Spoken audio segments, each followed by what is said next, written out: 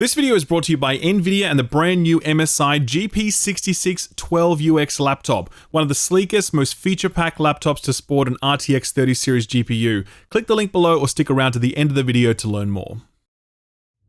Gotham Knights. Okay, so as you can tell from the title, I'm not recommending this one, but I want to couch that. Sometimes when I don't recommend something, it's a hard no, like Dungeons & Dragons or Saints Row, where I'm like, for the love of God, do not spend your time or money on this. Gotham Knights is a soft no. Gotham Knights is definitely going to please some people. I think if you want a pretty straightforward comic book action game starring the Bat family and a host of classic Gotham villains, then this will deliver that, absolutely. In particular, the distinctiveness of each character, both narratively and in terms of their gameplay, goes a long way to making Gotham Knights feel meaty enough. Like there's enough here, even with all the glaring issues, for quite a few people to be satisfied with this. For me, personally, Gotham Knights was death by 1,000 bat cuts. I started out really enjoying it, to be honest with you. It opened strongly with Batman passing the torch to his proteges after his death.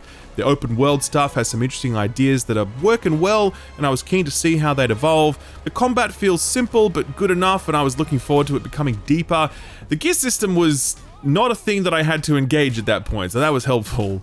So, in those opening 3 or 4 hours, I was having a good time, but unfortunately, all of the promise inherent in each of these things goes absolutely nowhere. Trapped in a game structure that actively reduces your enjoyment at every turn, a set of open world activities that lack imagination or diversity, and a combat system that starts to completely break down as new, more frustrating enemy types are introduced. And the gear system is laughably bad, like Avengers level bad, for real. And as I was playing this, I was like, what's going on here? Something's weird about this. Its structure doesn't work, its gear system is terrible. What are all these weird currencies I'm collecting? So much of this seems like the stuff you'd put into a live service game, but it's not. It's not a live service game, it doesn't have any in-game spending, so what's the deal? Now, I'm not one for conspiracies, but I wonder if the flop of Marvel's Avengers forced a hard pivot in the way that this game was being designed, because many of its elements feel like leftovers from a live service model. The health of enemies, the gear rarity and stat system, the mountains of currencies I'm collecting, the open world grind, the customization options like skins and color palettes. Charitably, you would never think that these individual elements were relics from an abandoned monetization model, but taken in aggregate, Gotham Knights feels like a deeply compromised product, halfway between the single-player, narrative-driven Spider-Man and the live service-led Marvel's Avengers. Bottom line though, Gotham Knights had a lot of potential, and outside of the story, I think very little of it was realized here. It's full of baffling design choices across every core element, its technical state on PC is pretty wonky, and the absence of 60 FPS for consoles is a true body blow for a title like this, and without any of the visual upside to show for it. But if people are going to have fun with Gotham Knights, I want to be clear about that. This is not terrible, but it's full of some terrible stuff, and even though I was digging the story and characters big time, I just couldn't get past the rest.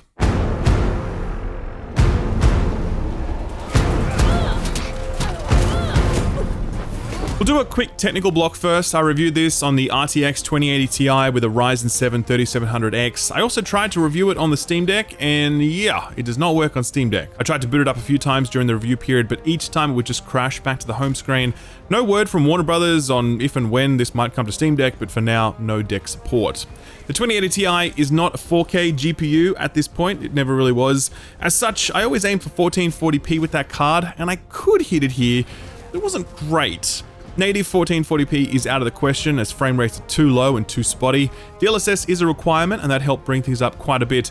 I tried running the game at higher settings, that didn't work, frame rate was all over the place. High settings kind of worked, but the fluctuations in the open world were still very pronounced. My final configuration was 1440p, DLSS set to performance, medium settings, and that could get me to 60 FPS, but it's important to understand what that means. There are two settings in Gotham Knights, indoors during missions and outdoors on the streets of Gotham. In indoor settings, the frame rate is very good, staying pretty locked and feeling pretty rad. Zero complaints here, to be honest. That locked 60 is 60. On the streets of Gotham, it's a very different story. No matter which graphical config I tried, including setting everything to low, I could not get this to a stable 60 FPS. It would often be 60, but it would sometimes be 40 or less. and those swings were annoying, especially during combat when you're getting into a rhythm and timing matters, and yeah, it does spoil the experience at least somewhat. It's not terminal though. I reviewed A Plague Tale earlier this week and I had to drop down to 1080p there because optimization was so bad. Here, I was 1440p, medium settings, indoor missions locked to 60, outdoor stuff was wonky.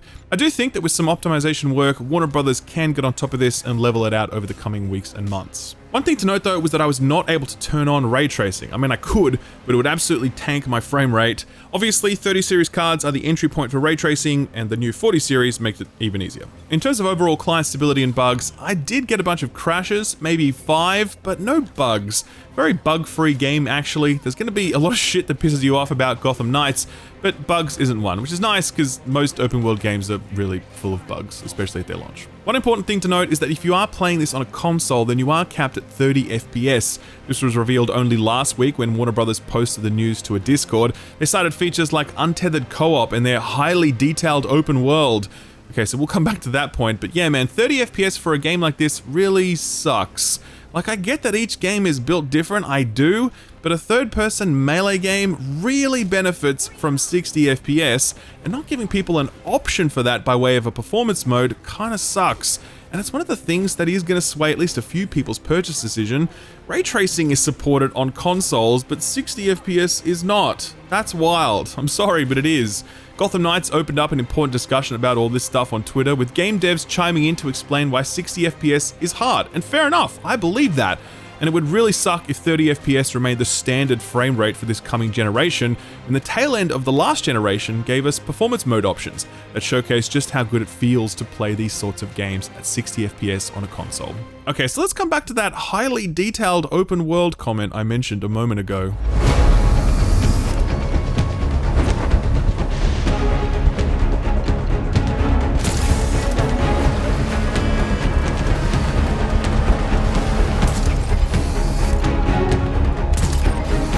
The Gotham City of Gotham Knights is not highly detailed. That kind of label is subjective at best, but it's a real stretch to apply it when we've already seen what truly highly detailed open worlds can look like. Bustling streets of Marvel Spider-Man, the dense foliage of Horizon, the natural splendor of Red Dead 2 and the way it cascades into townships, so teeming with detail that you swear you could smell the alcohol on the NPC's breath. We've been in worlds like that before, and Gotham City does not count among that selection. In contrast, this Gotham is pretty barren, visually, artistically, and in the people and events that comprise it. Visually, Gotham does have notably distinct boroughs that have their own architectural style. There's a Chinatown, a financial district, a slum, an industrial block. I noticed these when I was moving through them, and some of them can look pretty good with some solid lighting effects that punctuate the perpetual darkness that blankets Gotham whenever you're patrolling her. But most of the city doesn't have that distinctiveness. Most of it is just some buildings and some smoke and some neon lights on that smoke. That is the primary artistic flair that Warner Brothers are using to make this feel like Gotham City, and I don't think it's quite enough. I'm desperately trying to avoid mentioning Arkham games in this review, because I know at least a few people didn't like that when I did it in my preview. This is one instance where that comparison is impossible to avoid, because we've already seen, explored, and played an infinitely more interesting rendition of Gotham than this one. Even when Gotham Knights is looking at its absolute best, it still looks like a significant downgrade versus the gothic audaciousness of Rocksteady's rendition. The result is that it is significantly less transportive or immersive. It just feels like a city rather than Gotham City. And given how much time you spend on these streets, and given how repetitive what you're doing on them is, the absence of more compelling art design is a major shortcoming. Alright, let's talk about how this open world plays. So there are essentially two games in Gotham Knights, and stop me if any of this sounds familiar. The first is a linear, story-driven adventure where you move through carefully curated missions in distinct locations and square off against classic villains in set-piece style encounters. The other game is a really grindy, really repetitive open world patrol simulator, where you take to the streets of Gotham to fight the same types of crimes perpetrated by the same types of criminals over and over again. That stuff isn't great, but it becomes significantly worse when you learn that the best parts of Gotham Knights, the story, the interesting missions, some of the most essential and best parts of your character's kits, they are all locked behind grinding this open world, and grinding it repeatedly on each and every character. So the activities themselves are almost always the same. Gotham has petty crime going on that you can locate by scanning the nearby area. You beat up some crooks, and then you can interrogate one of them for intel. They'll tell you the location of a premeditated crime, which now appears on your map as an icon. These are always a bunch of enemies standing around trying to rob a bank or steal some technology or free one of their buddies from a crashed prison transfer, etc. You kick the shit out of them, and that's that. There is one variation on this formula, and it's terrible. This one has hostages where bombs are attached to them. You need to stealth around to free them, and if you get spotted, they start the timers on the bombs. And because enemy health is so high, and because the timers are so low and there's no way to delay them, getting spotted early on means that this is just an instant failure. There's no way to recover. You may as well just peace out, because there's literally no point in sticking around. There is one other variation on the open world mission, and these are investigations, where you go to a crime scene and have to piece together some clues by reviewing and marking evidence. This one was asking me to find out where a bunch of crooks might be hiding out, and when I solved it, I was like, okay, cool, time to go get the crooks, let's go. But then the mission just ended. I didn't need to bring them to justice. I was just like, okay, I know where they are now. Good to know. End of mission. Unlocking fast travel is, yeah, so the way you do this is by visiting certain points on the map, and you need to scan these drones that are patrolling the area because apparently they're prohibiting fast travel, and scanning them allows Lucius Fox to disable them. So you kind of just go up to a rooftop, and then you look at them, and some of them have shields, and there's no way to disable those shields, so you need to wait for them to land on recharge pads, and then you can look at them. So the gameplay loop here is that as a hero of Gotham City, you are sitting on rooftops, staring at drones, patiently waiting for them to land. I have no idea how anyone thought this would be fun. I don't know why this is in the game.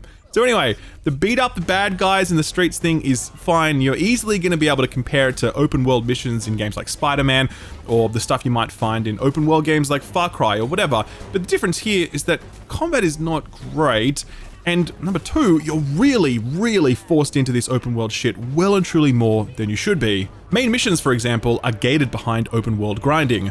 Oh, we're at a dead end in our hunt for Harley Quinn. Let's go fight 5 crimes and see what you learn. Oh, we don't know where a key witness is hiding. Let's go interrogate 5 mobsters to find out where she's at. Hey, the next main mission is 3 levels higher than your current mission, so go and do some open world stuff so you're not fighting against invulnerable meat sacks. The worst example though, the absolute worst, and I really can't believe they did this, is something called the knighthood system. So, with Batman gone, you're all pretty green in your role as Gotham's caped or uncaped crusaders, and so apparently you have to earn your knighthood status by fighting crime. What does this mean? It means that at the start, your character does not have access to their most important traversal tool. So Nightwing's Fortnite glider, or Batgirl's ability to glide with her cape, for example. You can't do that. You also don't have access to an entire ability tree full of really strong upgrades, and you also don't have access to your ultimate ability, which is, yeah, I mean, it's your ultimate ability, it's a big deal. These are really critical things to deny your player at the start of a game, particularly the traversal thing, because let me tell you, it is not fun to get around Gotham City without it. It sucks, and so the first thing you set about doing is getting your knighthood. How do you do that? Well, the crux of it is clearing out 10 premeditated crimes. That means hunting down petty thugs, interrogating them, finding the crime on the map, going over there, clearing it out, and doing all of that again 9 more times. But you need to do this on every single character. I switched over to Robin from Nightwing after about 4 or 5 hours because I wanted to use every character during my playthrough. Just experience their kit as I move through the main story, get a slightly different spin on the storytelling, etc. When I made that switch, I saw that I needed to unlock Robin's knighthood as well, and I was like, are you fucking kidding me? I was already over these open world encounters and I just wanted to focus on main missions at this point, but I essentially had to put all of that on pause so I could grind 10 open world missions, otherwise Robin's just not good to play with. He doesn't have his traversal ability or his ability tree or that ultimate, so he's kind of semi-useless until I grind out all of that stuff, which takes 90 minutes to 2 hours probably. I did that, and then I did it again for Batgirl, and then she effectively became my main for no other reason than I couldn't go through it all again with another character. I would have loved to have played through a bunch of the campaign as Red Hood, but that structure completely broke me, and there was no way I could do it again. Gotham Knights has some really cool missions and some cool villains, and you want to be able to charge headlong into all of that sort of stuff. Let me tell you right now, you are not going to be able to do that. Precisely when any case file involving a villain starts to get momentum, the game is going to slam on the brakes by shoving you back into an open world full of very repetitive tasks so you complete them again for the 30th or 40th time. I feel like we've seen this before in other games like Avengers or like Anthem. We hate it every time, and I'm almost certain that most people are not going to like it here either. Freeze. Freeze can make weather now? Freeze can make weather now. The storm is localized around Elliott Center. We need to get there now. It's a shame that this game's structure works so hard to hold you back from its best moments, because there are some pretty great moments. This is by no means a Guardians of the Galaxy level script, but it's solidly written, particularly for how each of the main characters is fleshed out. Batgirl, or Barbara, is determined but still mourning her father, Commissioner Gordon. Dick, or Nightwing, sees himself the most experienced in the group, often stepping in to provide guidance when he can. Jason, aka Red Hood, is regretful of his dark past and angry at the life that was taken from him. And Robin, or Timothy, is just a kid. The dude can't even drink yet, and he has this youthful timidity that he's always working through. Together at the Belfry, you see their stories as the Knights play out. They work together to sift through clues and plan out their next move, but they also disagree on things and rub each other the wrong way at times.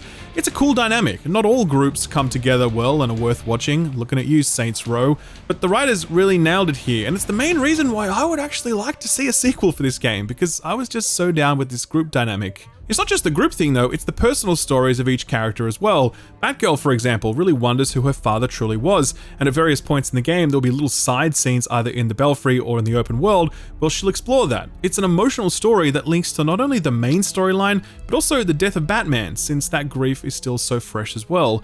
Each of the main characters have their own personal sub-stories that are worth experiencing, and I'd go as far as to say as they're some of the best parts of the whole game. The quality of the writing extends to the main quest line and the sub-quests involving Gotham's classic villains as well. It's centered on Court of Owls and how their tendrils are firmly wrapped around the throat of Gotham, with the criminal underworld, private enterprise, and the government all working in concert.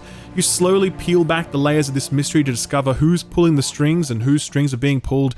It's a satisfying telling, even with the many interruptions and roadblocks that the game's structure throws at you. And I think this will be the biggest reason why more than a few people will, on balance, enjoy this game. I'm sure everyone's going to have their own view on the playability of it, but most people will enjoy the story. I'm all but certain of that. So if you are hella keen on the world of Batman and the Bat family, then there's absolutely something here for you to enjoy.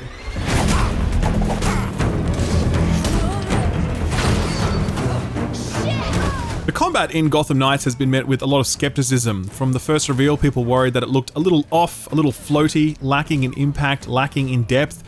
I do think all of that is true, but before I get into that, I do want to acknowledge what this combat gets right. The highlight for sure are the 4 characters and their different fighting styles and kits. Each one is distinct in the way they move, their combos, their focus on single target or AoE, on melee combat or ranged, on aerial attacks or stealth.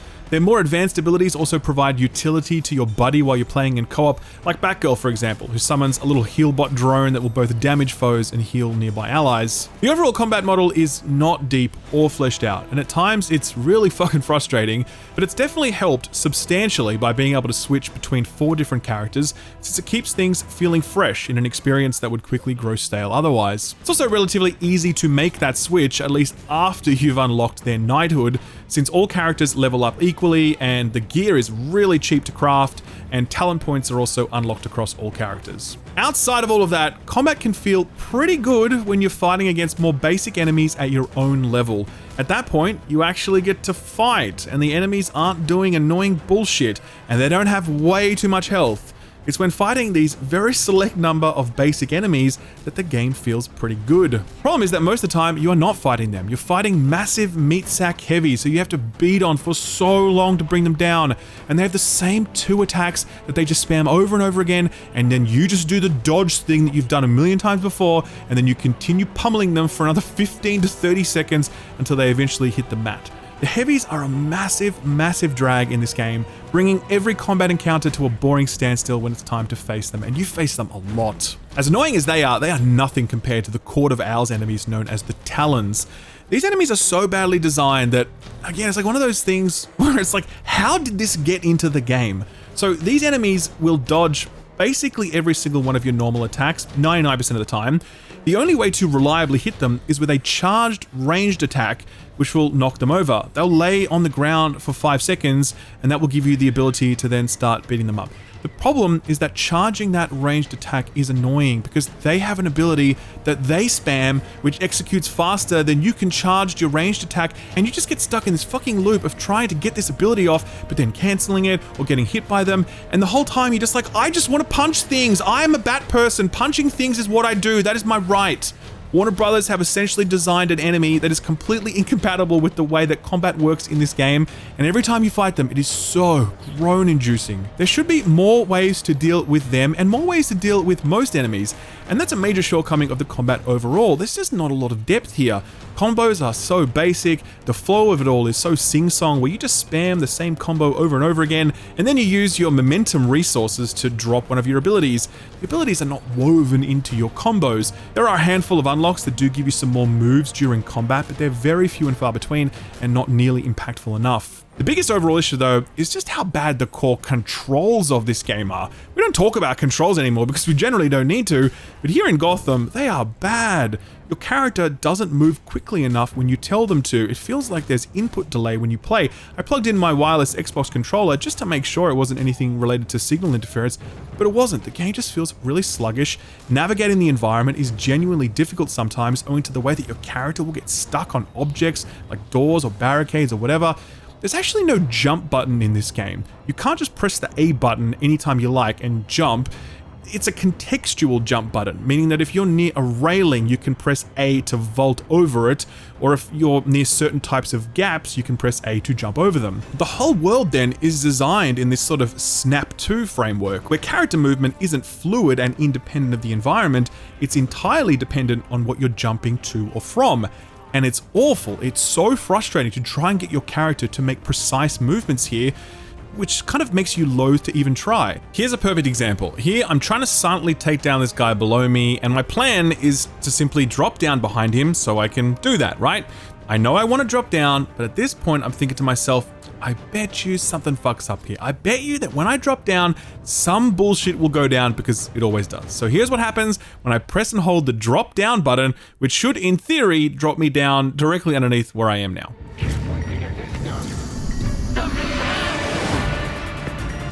That's Batgirl!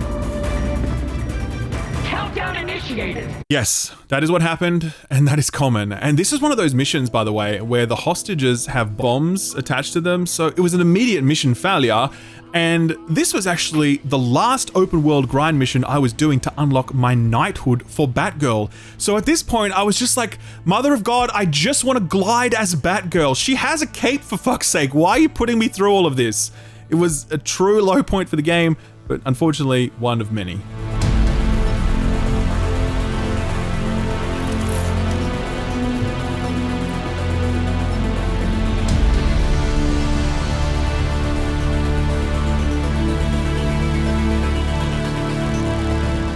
One area where Gotham Knights shines is in customization, and the best part of that is that there's no in-game spending in Gotham Knights. It's a straight-up video game where you can unlock cool skins and color palettes just by playing the game. Love that.